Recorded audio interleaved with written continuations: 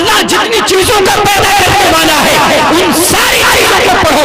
پڑھو آسمانوں کو، پڑھو زمینوں کو، پڑھو سیاروں کو، پڑھو ستاروں کو، پڑھو درختوں کو، پڑھو پہاڑوں کو، پڑھو انسانوں کو، پڑھو حیوانوں کو، پڑھو جناتوں کو، پڑھو شجر کو، پڑھو حجر کو، پڑھو گھاس کو، پڑھو پھوس کو. ان ساری چیزوں کو پڑھنا ہے. پڑھنے کا مطلب یہ ہے کہ ان ساری چیزوں میں غور و فکر کرو اور غور و فکر کے غور و فکر کر کے اللہ کی وحدانیت کا قائل ہو. سبحان اللہ. بہت خوب.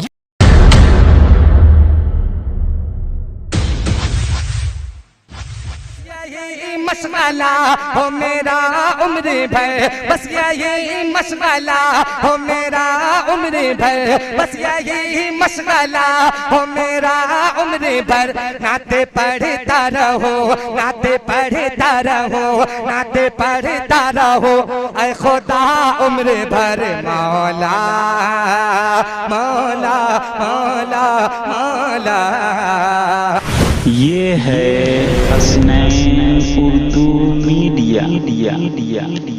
على ما أصابك إن ذلك من عزم الأمور ولا تصعر خدك للناس ولا تمشي في الأرض مرحا إنك لن تخرق الأرض ولن تبلغ الجبال طولا. وقال النبي صلى الله تبارك وتعالى عليه وسلم أنا بعثت معلما أو كما قال رسول الله صلى الله تبارك وتعالى عليه وسلم. اسٹیج پر رونق افروز قابل قدر علماء کرام خصوصیت کے ساتھ میرے مشفق و مربی مختون محترم جناب حضرت مولانا قاری نسیم صاحب مدث اللہ العالی، ناظم اجلاس اور دیگر علماء کرام، خطباء اعظام، شعراء اعظام اور دور دراز سے تشریف لانے والے ہمارے مہمانان گرامی. میرا وقت بہت محدود ہے اور آپ کی تعداد بھی الحمدللہ بہت محدود ہے. انشاءاللہ اسی محدود وقت میں جو پیغام میرے دلوں میں پنہا ہے، جو پیغام میں آپ تک پہنچانا چاہتا ہوں، انشاءاللہ اسی مختصر وقت میں اپنی بات ختم کر لوں گا. اس سے پہلے آپ سے دو گزارش. اگر آپ کو تکلیف نہ ہو، زحمت نہ ہو تو برائے کرم جو حضرات پیچھے ہیں آگے کی کرسیاں بھر لیں. یہ مجلس کے آداب ہیں، یہ مجلس میں بیٹھنے کا طریقہ اور سلیقہ ہے. یقین جانیے جو کرسیاں درمیان میں خالی ہیں وہ آپ کو بظاہر خالی دکھ رہی ہے لیکن اس پر شیطان اپنی نشست بنائے ہوا ہے. بے شک. اس لیے آپ اس کو پر کر لیں. سبحان اللہ. آ جائیں بھائی، تیزی کے ساتھ آ جائیں. ادھر کونے والے شاید نہیں سنیں. افسوس کی بات یہ ہے کہ بوڑھے لوگ اٹھ کر آ گئے، نوجوان ابھی پیچھے بیٹھے ہیں. ان سے گزارش ہے کہ آپ تھوڑا آگے بڑھ جائیں. اللہ تبارک و تعالی آپ کی جوانی میں مزید برکت عطا فرمائے. سبحان اللہ. دوسری گزارش تمامی حاضرین سے یہ ہے کہ جن حضرات کو جو درود پاک یاد ہیں ایک بار درود پاک پڑھیں. اللہم صلی علی محمد وعلی آل محمد کما صلیت علی ابراہیم وعلی آل ابراہیم انکا حمید مجید. اللہم بارک علی محمد وعلی آل محمد کما بارکت علی ابراہیم وعلی آل ابراہیم انکا حمید مجید. وہ معزز تھے زمانے میں مسلمان ہو کر، وہ معزز تھے زمانے میں مسلمان ہو کر اور ہم خار ہوئے تاریخ قرآن ہو کر. حیرت ہے کہ تعلیم و ترقی میں ہے پیچھے، حیرت ہے کہ تعلیم و ترقی میں ہے پیچھے. جس قوم کا آغاز ہی اقرا سے ہوا تھا، جس قوم کا آغاز ہی اقرا سے ہوا تھا. عزیزان گرامی، اسٹیج پر رونق افروز علماء کرام، آپ کی بھی خصوصی توجہ چاہتا ہوں کیونکہ میں آپ کو سبق سنا رہا ہوں اور استاذ کی ذمہ داری ہے کہ اپنے شاگرد کا سبق توجہ سے سنیں تاکہ اس میں جس قسم کی غلطی کوتاہی ہو جائے اس پر متنبہ کر دیں. بینر پر بڑے جلی لفظوں میں لکھا ہے یک روزہ تعلیمی بیداری کانفرنس،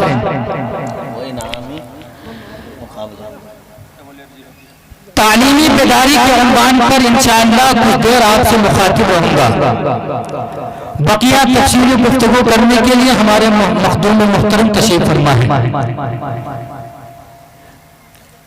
قرآن کریم کی سب سے پہلی آیت،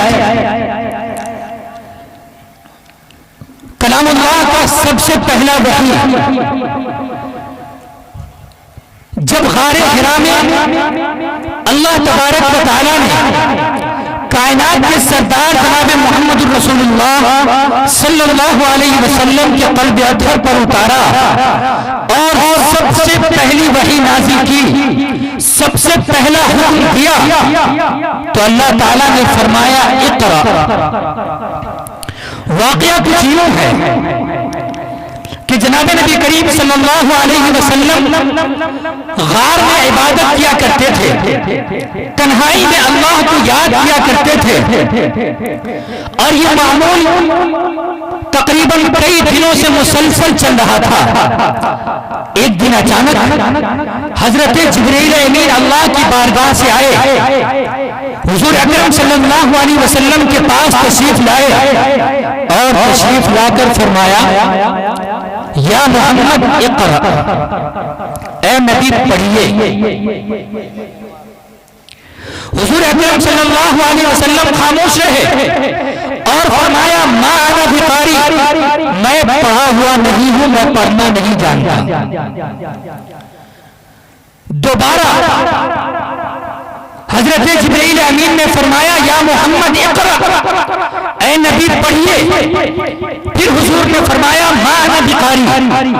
تیسری مرتبہ حضرت جبرائیل امین نے کائنات کے سردار جناب محمد رسول اللہ صلی اللہ علیہ وسلم کو اس طرح بھیجا، یعنی انہیں اپنے بغل گیر کیا، انہیں دبایا اور زور سے دبایا، اور پھر فرمایا یا محمد اقرأ بسم ربک الذی خلق، خلق الانسان من علق، اقرأ وربک الاکرم الذی علم بالقلم، علم الانسان ما لم يعلم۔ یہ وہ 5 آیتیں ہیں جو سب سے پہلے اللہ تعالیٰ نے جناب نبی کریم صلی اللہ علیہ وسلم کے قلب اطہر پر اتارا۔ آپ کو میں بتاؤں کہ جس وقت ان آیت کریمہ کا نزول ہو رہا تھا، جس وقت کائنات کے سردار کو پڑھنے کی تاکید کی جا رہی تھی، جس وقت حضور کو پڑھنے کا حکم دیا جا رہا تھا، اس وقت کا ماحول یہ تھا کہ اس زمانے میں زناکاری عام تھی، اس زمانے کا نام جاہلیت تھا، اس زمانے کا ماحول یہ تھا کہ وہاں لڑکیاں زندہ زمین میں دفن کی جا رہی تھی، اس زمانے کا ماحول یہ تھا کہ وہاں لڑکیوں کو بیچا اور خریدا جاتا تھا۔ ایسے ماحول میں اللہ نے ساری چیزوں کو پیچھے چھوڑا، اللہ نے زنا کی بندوبست کے لیے اور زنا کی تاکید کے لیے یا زنا پر پابندی کے لیے اللہ نے کوئی آیت نازل نہیں فرمائی۔ اللہ نے سب سے پہلے چوری اور ڈکیتی پر پابندی کے لیے آیت نازل نہیں فرمائی۔ اللہ نے سب سے پہلے لڑکیوں کو زندہ زمین میں دفن کیا جا رہا تھا، اس کے روک تھام کے لیے آیت نازل نہیں فرمائی۔ سب سے پہلے اللہ نے ان ساری چیزوں کو پیچھے چھوڑا اور سب سے پہلا حکم دیا اقرأ، کہ اے نبی پڑھیے، بے شک اے نبی پڑھیے، اے نبی پڑھیے، 3 مرتبہ فرمایا، اور آگے فرمایا اپنے رب کے نام سے پڑھیے جس نے ساری کائنات کو پیدا کیا ہے، جو ساری کائنات کا خالق ہے۔ بے شک آپ کو یہ معلوم ہونا چاہیے کہ اس زمانے میں قسم قسم کی برائیاں، قسم قسم کی معاصی اور قسم قسم کے خرافات اور اللہ تبارک و تعالیٰ کی بے شمار نافرمانیاں اور ان جیسی بہت ساری چیزیں موجود تھیں، لیکن پھر بھی اس زمانے کا جو نام رکھا گیا، اس زمانے کا نام ان ساری چیزوں سے چھانٹ کر زمانے جاہلیت رکھا گیا۔ یہ اشارہ اس بات کی طرف ہے کہ جس قوم میں تعلیم ہوگی، جس قوم میں ایجوکیشن ہوگا، جس قوم کے لوگ پڑھیں گے، اس زمانے سے، اس قوم سے، اس معاشرے سے اور اس سے بڑھ کر مجھے کہنے دیا جائے کہ اس ملک سے اور اس سے بھی بڑھ کے کہنے دیا جائے کہ پوری دنیا سے جہالت کا خاتمہ ہو سکتا ہے، شرط یہ ہے کہ کائنات کے سردار کے مطابق ہم اور آپ تعلیم نبوت کو عام کرنے والے ہو جائیں۔ جس طرح جناب نبی کریم صلی اللہ علیہ وسلم نے فرمایا انا بعثت معلما کہ میں کائنات کا ٹیچر بنا کر بھیجا گیا ہوں، میں کائنات کا معلم بنا کر بھیجا گیا ہوں، میں کائنات کا استاذ بنا کر بھیجا گیا ہوں۔ اور آپ یقین جانیے کہ استاذ بھی ویسے جن کو اللہ تبارک و تعالیٰ نے بلا واسطہ مخاطب کر کے فرمایا ہو، کہیں یا نبی کہہ کر مخاطب کیا ہو، کہیں یا محمد کہہ کے مخاطب کیا ہو، کہیں یا ایھا المزمل کہہ کے مخاطب کیا ہو، کہیں یا ایھا المدثر کہہ کے مخاطب کیا ہو، الغرض بے شمار الفاظ سے مخاطب کیا اور ڈائریکٹ جناب نبی کریم صلی اللہ علیہ وسلم کو وہ سارے احکامات بتلائے جن احکامات کی ضرورت دنیا کو اور آنے والی نسلوں کو تھی۔ عزیزان گرامی، آج کا یہ پینل یک روزہ تعلیمی بیداری کانفرنس، اس پر بات کرنے سے پہلے ایک افسوس کا اظہار کرنا چاہتا ہوں۔ افسوس اس بات پر کہ ہم اور آپ مسلمان ہیں، ہمارے دلوں میں حلاوت ایمان ہے، ہمارے دلوں میں ایمان کی چاشنی ہے، اور اس کے باوجود بھی ہم اور آپ زمانے کے گزرنے کے ساتھ ساتھ ایک ایسے موڑ پر آ گئے ہیں جس موڑ پر ہمیں اور آپ کو تعلیمی بیداری کانفرنس کرنے کی ضرورت پڑ رہی ہے۔ اس قوم کو تعلیمی بیداری کانفرنس کرنی پڑ رہی ہے جس قوم کا سب سے پہلا وحی، جس قوم کو نبی پر اترنے والی سب سے پہلی آیت پڑھنے کی آیت تھی، اس قوم نے پڑھنے کی سارے فرامین کو بھلا دیے اور آج نتیجہ یہاں ہوا کہ آج ان کو جگانا پڑ رہا ہے کانفرنسوں کے ذریعے، دینی اجتماعات کے ذریعے، دینی محفلوں کے ذریعے ان کے دلوں میں یہ اس بات کا احساس دلایا جا رہا ہے، ان کو پھر سے بیدار کیا جا رہا ہے کہ آپ پھر سے جاگو، اور پھر سے جاگنے کے لیے آپ کو وہی 1450 سال پرانا پیغام آج پھر سنایا جا رہا ہے۔ قرآن کی آیت پھر آپ سے مخاطب ہے، اقرأ بسم ربک الذی خلق، پڑھیے اپنے پروردگار کے نام سے۔ ہم نے اور آپ نے حضور کی تعلیم کو، حضور کی سیرت کو، حضور کی اسوہ کو، حضور کے آپ صلی اللہ علیہ وسلم کی عملی زندگی کو اور صحابہ کرام کی زندگی کو ہم نے اور آپ نے پس پشت ڈال دیا۔ حالانکہ یہ ہماری اور آپ کی اولین ذمہ داری تھی، یہ ہمارا اور آپ کا اولین فریضہ تھا کہ سب سے پہلے اپنے بچوں کے دلوں میں، آنے والی نسلوں کے دلوں میں ایمان کو اجاگر کرنا چاہیے تھا۔ ہماری ذمہ داری تھی کہ اپنے بچوں کو ABCD پڑھانے سے پہلے کلمہ طیبہ لا الہ الا اللہ پڑھانا چاہیے تھا۔ ہماری ذمہ داری تھی کہ اپنے بچوں کو ک خ گ گ پڑھانے سے پہلے انہیں بچانا چاہیے تھا کہ اللہ کون ہے اور رسول اللہ کون ہے۔ آج یہ جو زمانے کا نظام ہے، یہ جو زمانے کا سسٹم ہے، یہ جو ہمارا اور آپ کا تعلیمی دستور ہے، یہ جو ہمارا اور آپ کا تعلیمی نظام ہے، یہ تعلیمی نظام وہ ہے جو ہمیں اور آپ کو اللہ سے دور اور دنیا سے قریب کرتا جا رہا ہے۔ حالانکہ ہمارا تعلیمی نظام، ہمارا ایجوکیشن سسٹم، ہمارا تعلیمی دستور، ہمارا ایجوکیشن کا قانون ایسا ہونا چاہیے کہ جس کے تحت ہمارے بچے اگر انجینئر، پروفیسر اور ڈاکٹر بنتے ہیں تو اس کے ساتھ ساتھ ہمارا بچہ ایک مسلمان بننا چاہیے۔ اگر ہمارا بچہ قوم کا ایک لیڈر اور نیتا بنتا ہے تو اس کے ساتھ ساتھ اس کو پکا اور سچا مسلمان بھی ہونا چاہیے۔ لیکن افسوس کے ساتھ کہنا پڑتا ہے کہ آج مسلمانوں کے بچے انجینئر تو بن گئے، ڈاکٹر تو بن گئے، پروفیسر تو بن گئے، لیکچرار تو بن گئے، آفیسر بن گئے، سب کچھ بن گئے، لیکن آج وہ پکے اور سچے مسلمان نہیں بن سکے۔ وجہ اس کی یہ ہے کہ اس کی جو بنیادی تعلیم ہے، اس کی جو بنیادی تربیت ہے، اس بنیادی تعلیم اور بنیادی تربیت میں اللہ اور رسول اللہ کا نصاب داخل نہیں ہے۔ حالانکہ ہماری اور آپ کی ذمہ داری تھی، اور یہ ذمہ داری ایسے نہیں، علماء کرام بیٹھے ہیں، آپ ان سے معلوم کر سکتے ہیں، یہ ذمہ داری انبیاء کرام نے سمجھی تھی، اور ایک ایسے نبی کا میں آپ کو واقعہ بتانا چاہتا ہوں جس نبی کا تذکرہ اللہ نے قرآن میں فرمایا، اور وہ نبی ایسا نہیں کہ صرف تنہا نبی تھے، ان کی نسلوں میں ایک نبیوں کا سلسلہ چلا ہے۔ چنانچہ آپ غور کر کے دیکھیں، حضرت یعقوب علیہ السلام نبی گزرے، حضرت یوسف علیہ السلام نبی گزرے، حضرت ابراہیم نبی گزرے، حضرت اسماعیل نبی گزرے، یہ سب ایک ہی خاندان سے تعلق رکھتے تھے۔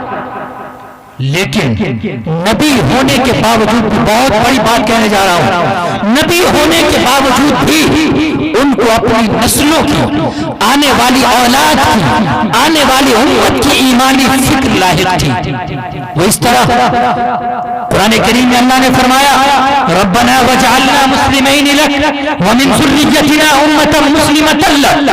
حضرت ابراہیم علیہ السلام نے دعا فرمائی، اے ہمارے رب، ہمیں اپنا اطاعت گزار اور اپنا فرما بردار بندہ بنا لیجئے۔ اور اس کے بعد صرف اپنا کہہ کر بس نہیں کیا، فرمایا ومن ذریتنا امۃ مسلمۃ لک، کہ ہماری آنے والی نسلوں میں، ہماری اولادوں میں جو آنے والی امتی ہیں، اے اللہ تو ان کو اپنا فرما بردار اور اپنا اطاعت گزار بندہ بنا لیجئے۔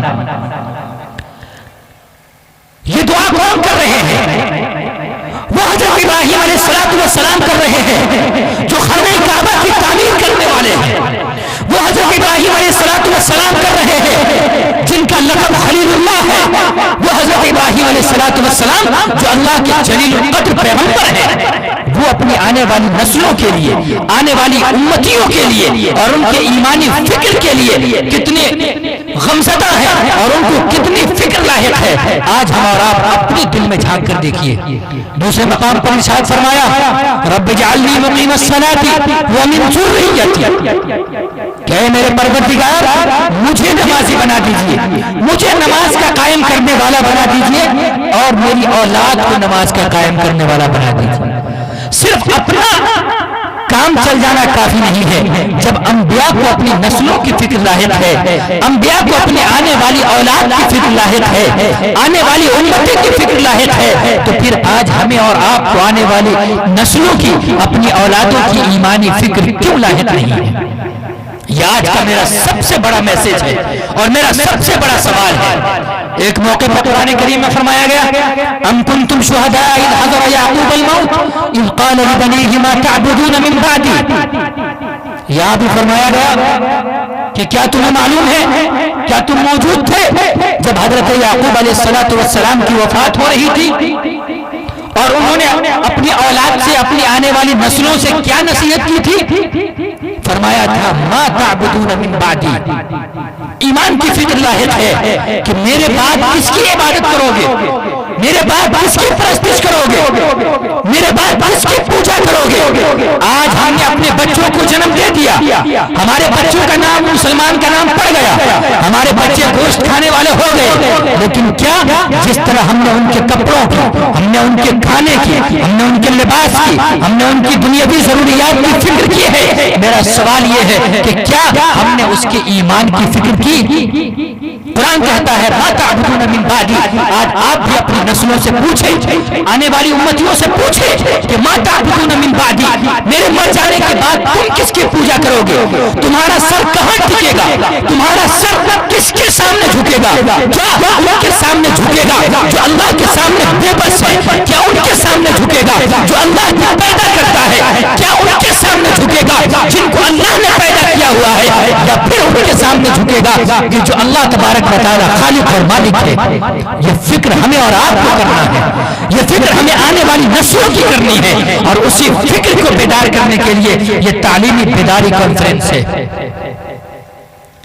یہ ساری فکر، یہ سارا سسٹم ہمیں اور آپ کو اس وقت سمجھ میں آئے گا جب ہم اپنے بچوں کو ایمان کی تعلیم دیں گے، ایمان کی تربیت دیں گے اور ایمان کے مطابق زندگی گزارنا سکھائیں گے۔ میرے محترم بزرگوں، آج آپ دنیا میں نظریں اٹھائیں، زمانے کا جائزہ لیں، حالات کا مطالعہ کریں، اور آپ کرتے ہیں آپ تو سوشل میڈیا کے اچھے جانکار ہیں، آپ انٹرنیٹ کا اچھا یوز کرنا جانتے ہیں، آپ تو یہ بھی جانتے ہوں گے کہ وہ یہودی، وہ نصارہ جن کا کام مذہب اسلام پر طعنہ اور تشنیع کرنا ہے، جن کا کام مذہب اسلام کی جڑوں کو کھودنا ہے، جن کا کام مذہب اسلام کو نعوذ باللہ مٹانے کا مشن ہے، آپ تو ان کا مطالعہ کرتے ہوں گے، آپ کو معلوم ہے کہ وہ قرآن کریم کا کتنا مطالعہ کرتے ہیں؟ وہ قرآن کریم کا مطالعہ دن و رات کے 24 گھنٹے میں سے 18 گھنٹہ کرتے ہیں، 18 گھنٹہ قرآن کریم کا مطالعہ کرتے ہیں، احادیث نبویہ کا مطالعہ کرتے ہیں، اور وہ اس لیے کرتے ہیں تاکہ قرآن میں، حدیث میں، اللہ کے احکام میں، دین اسلام میں کسی طرح سے کہیں بھی کوئی شوشہ نکالا جائے اور جسے لے کر پوری دنیا میں ولولہ مچایا جائے، شور مچایا جائے کہ اسلام میں یہ کمی ہے، یہ کمی ہے، یہ کمی ہے۔ لیکن وہی افسوس کے ساتھ مجھے کہنے دیجیے کہ ایک طرف جن کا کام اسلام میں کیڑا نکالنا ہے، جن کا کام اسلام کی جڑوں کو کریٹ کر برباد کر دینا ہے، جن کا کام اسلام کی جڑوں کو اکھاڑ پھینکنا ہے، وہ جب 18 گھنٹے پڑھ سکتے ہیں تو جن کا کام اور جن کا کام یہ ہے کہ 24 گھنٹے ان کی زندگی قرآن کے مطابق، احادیث کے مطابق گزرنا چاہیے، میرا ان سے سوال یہ ہے کہ وہ کتنی دیر قرآن کریم پڑھتے ہیں، کتنی دیر قرآن کریم کا مطالعہ کرتے ہیں، اور کتنی دیر احادیث نبویہ میں غور و فکر کرتے ہیں۔ اگر یہاں موجود میں آپ میں سے کسی سے پوچھوں کہ آپ کتنی دیر پڑھتے ہیں تو جواب ملے گا 0۔ حاضرین گرامی، قرآن کریم ہم کب پڑھتے ہیں؟ درمیان میں یہ عرض کرنا بہت ضروری ہے، قرآن کریم کو ہم نے چند مقامات کے لیے خاص کیا ہوا ہے۔ جب کسی کی روح نکلنے والی ہو، جب کسی کی جان جانے آخری کے حوالے ہو رہی ہو، جب کوئی انسان اپنی زندگی کی آخری سانسیں گن رہا ہو، تو ہم نے یہ سمجھا ہوا ہے کہ اس کے سرحانے بیٹھ کر سورہ یاسین پڑھنے کے لیے قرآن کریم ہے۔ جب رمضان کا مہینہ آ جائے تو ہم نے یہ سمجھا ہوا ہے کہ تراویح میں پڑھنے اور سننے کے لیے قرآن کریم ہے۔ جب شعبان المعظم کا مہینہ آ جائے تو ہم یہ سمجھتے ہیں کہ قرآن کریم صرف اور صرف گھروں گھروں میں جا کر اور اپنے کاندھوں پر بکسا اٹھا کر چھوٹے چھوٹے معصوم بچے جو قرآن کی بے حرمتیاں کرتے پھرتے ہیں ان سے 5 منٹ 10 منٹ قرآن پڑھوا لیا جائے، ہم نے قرآن کریم کا حق ادا کر دیا۔ ہم نے یہ سمجھا ہے کہ قرآن کریم جھاڑ پھونک اور گھنٹے کی کتاب ہے، ہم نے یہ سمجھا ہے کہ قرآن کریم تعویذ کی کتاب ہے۔ میرے محترم بزرگوں، میرے عزیزوں، میرے دوستوں، یقین جانو قرآن کریم صرف ان چیزوں کے لیے نہیں ہے، قرآن کریم آپ کی زندگی کی پہلی سانس سے آپ کی آخری سانس تک کے لیے ضرورت ہے۔ آج قرآن کریم کو چند مقامات کے ساتھ، چند موقع اور چند محل کے ساتھ خاص کر دیا گیا۔ جب وہ موقع آئے گا تو قرآن پڑھا جائے گا اور اس کے بعد قرآن کریم کو بند کر کے ایسا طاق میں ڈال دیا جائے گا کہ پھر اس کے قرآن کریم کے اوراق کو، ان کے پنے کو دیمک لگ چکے ہوتے ہیں، اور پھر قرآن کریم کا پنا 1 سال کے بعد پلٹا جاتا ہے۔ ایک واقعہ آپ نے سنا ہوگا، یوٹیوب پر ویڈیو میں دیکھا ہوگا، ایک ٹیچر نے اپنے اسٹوڈنٹ سے کہا کہ میں کتاب کا ایک میلہ لگانے والا ہوں، جن کے گھروں میں جو کتابیں ایکسٹرا رکھی ہوئی ہیں وہ لا کر میرے اسکول میں جمع کر دیں۔ لڑکے اگلے دن اپنی کتابیں اپنے گھروں سے لانے لگے۔ ایک طالب علم اٹھا، قرآن کریم لایا، استاد کے سامنے پیش کیا۔ دوسرا اٹھا، قرآن کریم لایا، پیش کیا۔ تیسرا اٹھا، قرآن کریم لایا، پیش کیا۔ استاد نے حیرت سے پوچھا، میرے عزیزوں، میں نے تو تم سے کہا تھا کہ وہ کتاب لانا ہے جو تمہارے گھر میں نہیں پڑھی جا رہی ہو، وہ کتاب لانی ہے جو تمہارے گھر میں ایکسٹرا رکھی ہوئی ہو، وہ کتاب لانی ہے جن کتاب کو دیمک نے کھا لیا ہو۔ تم سب نے تو قرآن کریم اٹھا کر میرے پاس حاضر کر دیا ہے، اس کا مطلب کیا ہے؟ اسٹوڈنٹس نے جواب دیا، طالب علموں نے جواب دیا، استاذ محترم یہی وہ کتاب ہے جو میرے گھر میں نہیں پڑھی جاتی، یہ اس قوم کا عالم ہے جس قوم کا آغاز اقرا بسم ربک الذی خلق سے ہوا تھا. اس لیے تو کسی شاعر نے کہا تھا کہ حیرت ہے کہ تعلیم و ترقی میں ہے پیچھے, حیرت ہے کہ تعلیم و ترقی میں ہے پیچھے جس قوم کا آغاز ہی اقرا سے ہوا تھا. میرے بزرگوں, آؤ چلو قرآن پاک کے دامن میں, آؤ چلو حدیث نبویہ کے دامن میں. اگر زندگی کی سلامتی چاہتے ہو, اگر اپنی آخرت کی سلامتی چاہتے ہو تو قرآن کریم کے دامن سے وابستہ ہو جاؤ. اگر دنیا اور آخرت دونوں کی بھلائی چاہتے ہو تو قرآن کریم کو اپنا حفظ جان بنا لو. یقین جانو دنیا کی ساری کامیابیاں تمہاری جوتیوں کے نیچے آ جائیں. لیکن آج ہم نے قرآن کریم کو اپنے پیٹھ کے پیچھے ڈال دیا. نتیجہ یہاں تک آن پہنچا کہ تعلیمی بیداری کانفرنس کرنا پڑ رہا ہے. دوسری قوموں کے پروگرام دیکھیں, دوسری قوموں کے آپ اجلاس دیکھیں, وہاں ایجوکیشن ڈیولپمنٹ نہیں ہوتا ہے, وہاں پروگرام ہوتا ہے پرسنالٹی ڈیولپمنٹ.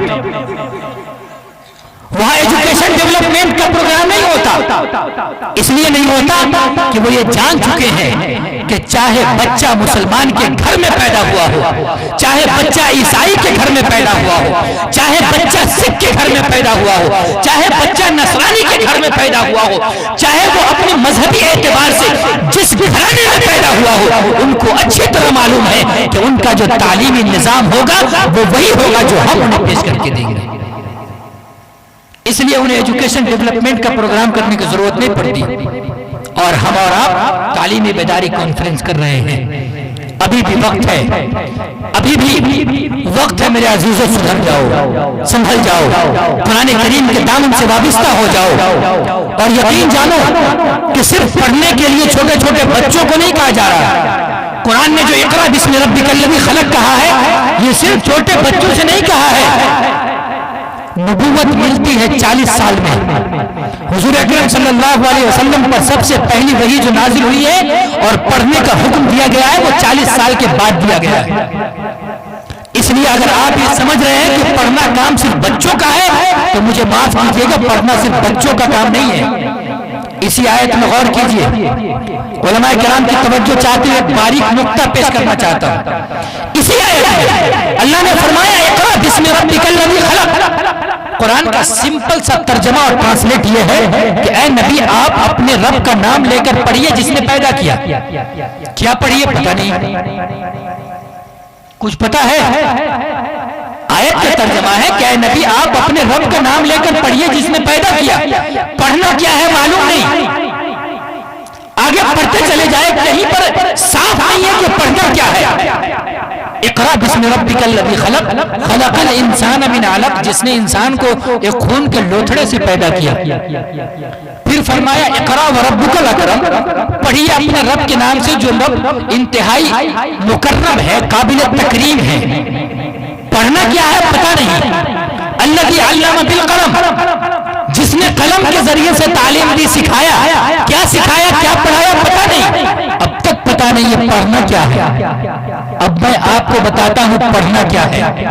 توجہ ہے آپ سب کی, علماء کرام کی بھی توجہ چاہتا ہوں. بڑا باریک نقطہ ہے, کئی کتابیں کھنگالنے کے بعد اس طرح کی باتیں سامنے آتی ہیں. قرآن نے صاف کہہ دیا کہ اپنے رب کا نام لے کر پڑھیے جس رب نے پیدا کیا ہے. مفسرین لکھتے ہیں کہ اللہ کی بے شمار اوصاف ہے, اللہ کی بے شمار صفات ہے. مثال کے طور پر اللہ رازق ہے, اللہ مالک ہے, اللہ غفار ہے, اللہ قہار ہے, اللہ ستار ہے, اللہ جبار ہے, اللہ سب کچھ ہے. یہاں ان سارے اوصاف میں سے کسی صفت کا ذکر نہیں ہے. ایک صفت کا ذکر ہے الذی خلق, کہ اللہ خالق ہے.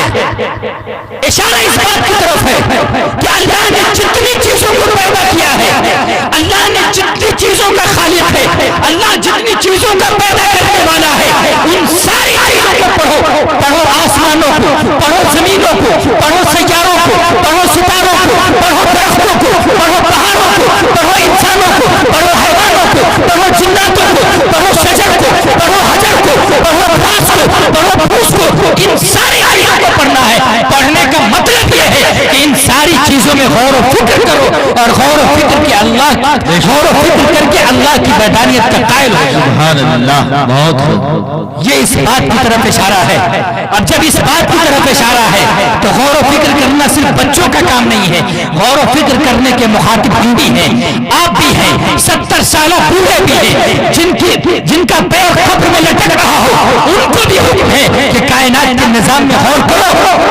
سوچو کہ سورج کیوں نکلتا ہے، سوچو کہ سورج ڈوبتا کیوں ہے، سوچو کہ دنیا کا نظام کون چلا رہا ہے، سوچو کہ ہمیں صبح شام کھانا کون کھلاتا ہے، سوچو کہ راتوں میں ہمیں چین کی نیند کون سلاتا ہے، سوچو کہ ہمیں اولاد کی نعمت سے کون نوازتا ہے، پڑھو کہ ہمیں دنیا کے اندر آنکھیں کھولنے کا موقع کس نے دیا ہے، پڑھو کہ دنیا کا نظام کون چلاتا، کون بناتا ہے اور کون بگاڑتا ہے۔ یہ ہے اقرأ باسم ربک الذی کا مطلب۔ اس مطلب میں ہر شخص شامل ہے، ہر شخص کو پڑھنے کا حکم ہے، ہر شخص اس تعلیمی بیداری کانفرنس سے ایک پیغام لے کر جائے اور ایک پیغام لے کر اٹھے، اٹھنے سے پہلے یہ عہد کر کے اٹھے کہ ہم اپنی نسلوں کے ایمان کی فکر کریں گے، ہم آنے والی اولادوں کے ایمان کی فکر کریں گے، ورنہ یاد رکھیے جب ہم مر جائیں گے اور منو مٹی میں دفن کر دیے جائیں گے تو ہماری اولادیں ہمارے قبروں پر فاتحہ پڑھنے کے بجائے، ہمارے قبروں پر فاتحہ کرنے کے بجائے ہماری قبروں پر تھوکیں گے اور ہمارا نام لے کر ہمیں برا بھلا کہیں گے کہ وہ ہمارے آباء و اجداد تھے جنہوں نے ہمیں دینی تعلیم سے محروم کر رکھا تھا۔ میرے عزیزوں، صرف چلانا مقصد نہیں ہے، صرف ڈانٹنا مقصد نہیں ہے، مقصد یہ ہے کہ جب کوئی کام کیا جاتا ہے جس کے پیچھے ہماری جان خرچ ہو رہی ہو، جس کے پیچھے ہماری محنت خرچ ہو رہی ہو، جس کے پیچھے ہمارا مال خرچ ہو رہا ہو، اس سے ہمیں اور آپ کو کچھ سیکھنا چاہیے۔ تو یہاں سے اٹھنے سے پہلے یہ سیکھ کر اٹھیں کہ ہم اپنی آنے والی اولاد کی ایمان کی فکر کریں گے، جیسے اس کے کھانے کی فکر کرتے ہیں، اس کے پینے کی فکر کرتے ہیں، اس کے لباس کی فکر کرتے ہیں، اس کے ساری چیزوں کی فکر کرتے ہیں، ایسے ہی اس کے ایمان کی فکر کریں گے۔ قرآن کریم میں بے شمار جگہ پر علم کی فضیلتیں بیان کی گئی۔ ایک موقع پر جناب کریم نبی کریم صلی اللہ علیہ وسلم نے ارشاد فرمایا اذا مات الانسان انقطع عمله الا من ثلاث الا من صدقة جاریہ او علم ينتفع به او ولد صالح يدعو له۔ اس حدیث مبارک میں فرمایا گیا کہ جب انسان مر جاتا ہے تو اس کے عمل کا سلسلہ بند ہو جاتا ہے، ختم ہو جاتا ہے، لیکن مر جانے کے بعد بھی 3 چیزیں ایسی ہیں کہ ان کا ثواب مسلسل مرنے والے کو ملتا رہتا ہے۔ وہ کون سی 3 چیزیں ہیں؟ فرمایا پہلی چیز ہے صدقہ جاریہ، اس پر بات نہیں کرنی۔ دوسری چیز ہے علم ينتفع به، ایسا علم جس سے لوگ فائدہ اٹھائے، ایسا علم جس کی وجہ سے لوگ دنیاوی تمام قسم کے خرافات اور بدعات سے بچ کر راہ حق کی طرف چلنے والا بن جائے۔ ایسا علم اگر کوئی انسان حاصل کرتا ہے یا اپنی اولاد کو سکھاتا ہے، آگے فرمایا او ولد صالح يدعو له، اپنی اولاد کو نیک اور صالح بناتا ہے، جو نیک اور صالح اولاد اس مرحوم کے لیے دعا کرتے ہیں تو فرمایا گیا کہ ایسا علم اس کے لیے صدقہ جاریہ بن جاتا ہے۔